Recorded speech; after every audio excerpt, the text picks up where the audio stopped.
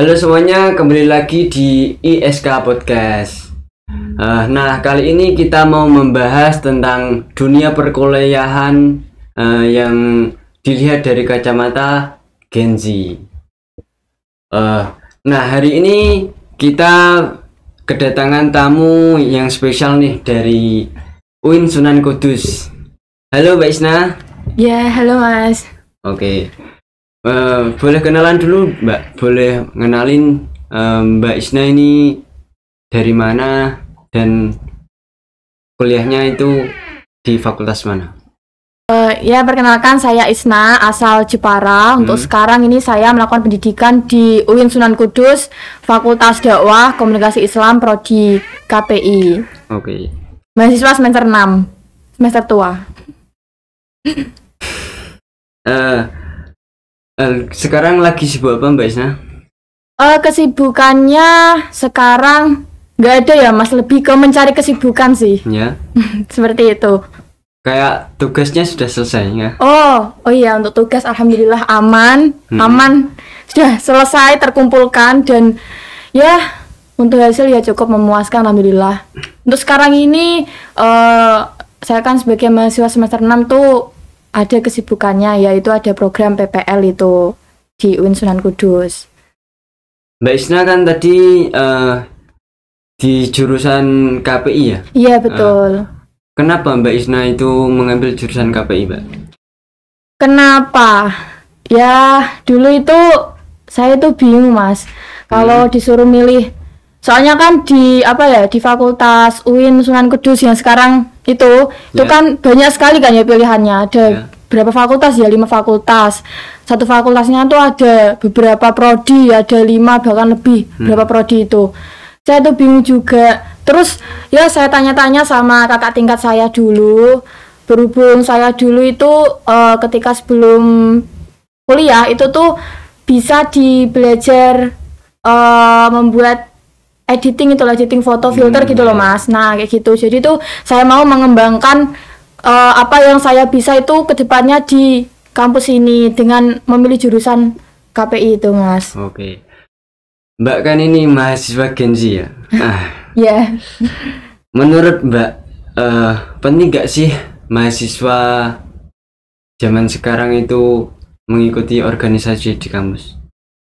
Kalau ditanya penting enggaknya itu kita bisa dilihat dari beberapa sudut pandang ya Mas ya. Ada yang melihat ngapain sih ikut organisasi, rapat, bikin capek, nggak dapat bayaran, mikir terus gitu kan. Betul. Terus itu kan sudut pandang yang pertama. Terus ada sudut pandang yang kedua itu mungkin kita dengan mengikuti organisasi itu kita bisa tahu, bisa mengasah keterampilan yang ada diri kita. Mungkin yang sebelumnya kita nggak tahu, kita jadi tahu. Terus dalam organisasi juga kita itu bisa mencari beberapa banyak relasi. Seperti itu Mas. Mbak Isna itu mengikuti organisasi apa? Saya itu dulu mengikuti beberapa organisasi. Itu yang pertama ada dari dalam prodi sendiri, ada di Iris itu masuk ke fotografi. Iris, oke. Terus yang kedua itu ada di LPM Paradigma, itu ranahnya ke jurnalistik. Terus yang ketiga itu ada di Mapala. Nah untuk sekarang itu saya bertanya di Mapala Mas. Berarti yang di Iris sama Paradigma sudah keluar Mbak? Iya, bukan keluar sih Mas, cuma lebih ke saya nggak aktif lagi gitu, kurang aktif seperti itu. Dari ketiga organisasi tersebut, kenapa Mbak Isna masih bertahan di Mapala aja Mbak? Gimana ya Mas? Untuk hal itu tuh saya nggak bisa mendeskripsikan, cuma semua orang kan punya kenyamanan sendiri kan Mas. Nah saya itu lebih nyaman ke Mapala karena ya di situ belajar banyak semua hal dari kehidupan, terus sosialnya juga di situ tuh kekeluargaannya juga itu sangat menyatu sekali Mas di Mapala itu.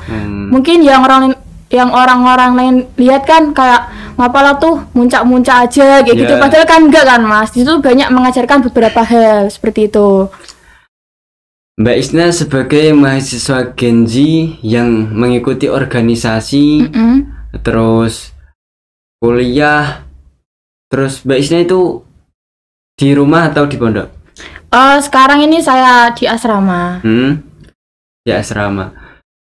Kok Mbak Isna bisa membagi waktu di kuliahan, di organisasi, di asrama itu gimana cara membaginya, Mbak? Oke, ini berbicara perihal manajemen waktu ya, Mas. Untuk pembagian waktu saya itu kalau kuliah kan pagi sampai sore, kadang kan ada jam kosong. Nah, mungkin di jam kosong itu bisa fokus masuk ke organisasi gitu, kayak mengurusi aja di organisasi. Nah, terus kalau untuk sorenya sampai setelah Isya itu kan di kegiatan di asrama, kan ada beberapa kegiatan, ada ngaos, terus ada jamaah juga kayak gitu. Nah, nanti setelah kegiatan asrama selesai, nanti bisa dilanjutkan kegiatan lain, mungkin lebih ke mengerjakan tugas kuliah atau ada tugas organisasi yang belum selesai. Terus kalau udah selesai ya tinggal itu di jam istirahatnya aja gitu, Mas. Oke. Menurut Mbak Isna nih, apa sih tantangan terbesar bagi generasi Gen Z di saat perkuliahan itu? Ataupun di rumah atau gimana? Oke. Ini tadi kan Masnya tanya soal tantangan untuk generasi Gen Z. Tapi bagi saya tuh ini mungkin lebih dominan ke tantangan bagi diri saya sendiri gitu ya, Mas. Tantangan bagi saya itu mungkin lebih ke harapan orang tua, Mas. Karena orang tua tuh berharap besar pada diri kita, tapi kan kita ada jalan sendiri. Kalau orang tua menyuruh kita untuk A, sedangkan kita kan belum mampu untuk apa yang disuruh oleh mereka. Jadi kan kita kalau mau mengikuti apa yang diinginkan orang tua, kita juga kan sama aja memaksa diri sendiri, egois diri sendiri gitu kan. Nah, jadi ya itu merupakan salah satu hal yang menjadi tantangan terbesar bagi saya sendiri. Gitu, Mas. Oke. Nah, setelah kan biasanya itu Gen Z seringnya healing ya. Oh iya. Healing jalan-jalan terus. Pokoknya jalan-jalan terus. Apa sih healing versi kamu itu? Healing versi saya. Kalau di healing versi saya itu mungkin tidur ya, Mas, istirahat. Karena kan banyak kegiatan yang benar-benar nguras pikiran sama tenaga. Jadi ya tidur. Kalau ada benar-benar waktu yang luang panjang itu mungkin saya lebih ke hiking gitu, Mas, kayak muncak, mendaki gitu ya. Kenapa Mbak Isna itu suka muncak, Mbak? Kok awalnya bisa puncak dijadikan healing? Oke. Awalnya tuh muncak bukan karena suka ya. Dibilang itu saya baru ngerti nih, Mas. Dulu itu saya ketika masih di bangku perkuliahan SMP, saya tuh ada keinginan pengen muncak. Soalnya kan lihat film itu loh 5 cm. Film itu, Mas. Nah, itu kan saya setelah lihat film itu kayak kok pengen sih muncak rasanya. Cuma kan posisi saat itu saya tuh masih di pondok. Saya tuh mondok dari dari SMP sampai MA, terus sekarang ini di asrama. Itu kan kayak gak ada waktu buat keluar untuk mengeksplor, menjelajahi alam gitu loh, Mas. Nah, berhubung di sini kan di di kampus UIN itu kan ada organisasi Mapala, jadi kan saya ada waktu untuk melakukan healing itu seperti muncak itu. Nah, awalnya tuh saya nggak muncak karena keinginan saya, cuma karena emang itu tugas salah satu tugas dari organisasi itu sendiri kan, Mas, kayak muncak gitu. Nah, setelah itu saya baru ke muncak ke tempat-tempat yang lain. Dulu tuh awalnya di daerah Muria. Okay. Gitu. Tren apa yang Mbak Isna rasakan yang paling populer di generasi Gen Z ini, Mbak? Tren ya, Mas? Tren di tahun ini lah. Tren mungkin saat ini tuh banyak lewat di brand TikTok tuh kayak Velocity gitu loh, Mas. Nah, ya Velocity.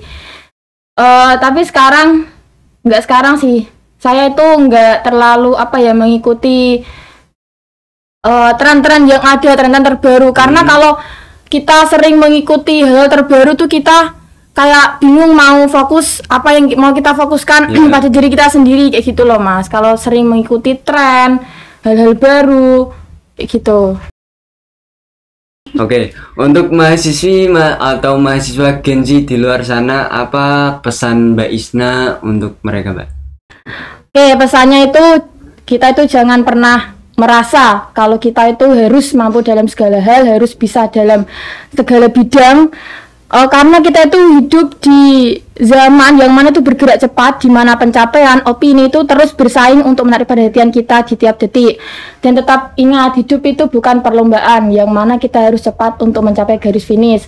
Semua itu termasuk proses untuk bertumbuh. Untuk sekarang itu nggak apa-apa, kita belum tahu apa yang akan kita lakukan ke depannya.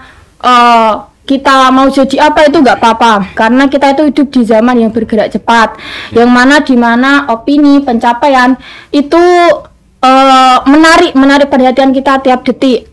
Dan tetap ingat, hidup itu bukan perlombaan yang mana kita harus cepat untuk sampai garis finish. Semua itu tumbuh untuk berproses. Untuk sekarang nggak apa-apa kalau kamu belum merasa cukup, nggak apa-apa kalau kalian belum jadi orang lah, dalam artinya seperti itu. Biasanya kalian tuh masih belajar, fokuskan pada konsistensi, bukan kesempurnaan, karena kesempurnaan itu milik Tuhan. Gitu. Oke, makasih ya Isna. Oke, teman-teman, sedulur ISK, kita sudah di penghujung acara. Mbak Isna, terima kasih sebelumnya sudah datang dan mau diundang di sini. Oke, sama-sama Mas. Oke, kami dari ISK Podcast pamit undur diri. Wassalamualaikum warahmatullahi wabarakatuh. Waalaikumsalam warahmatullahi wabarakatuh.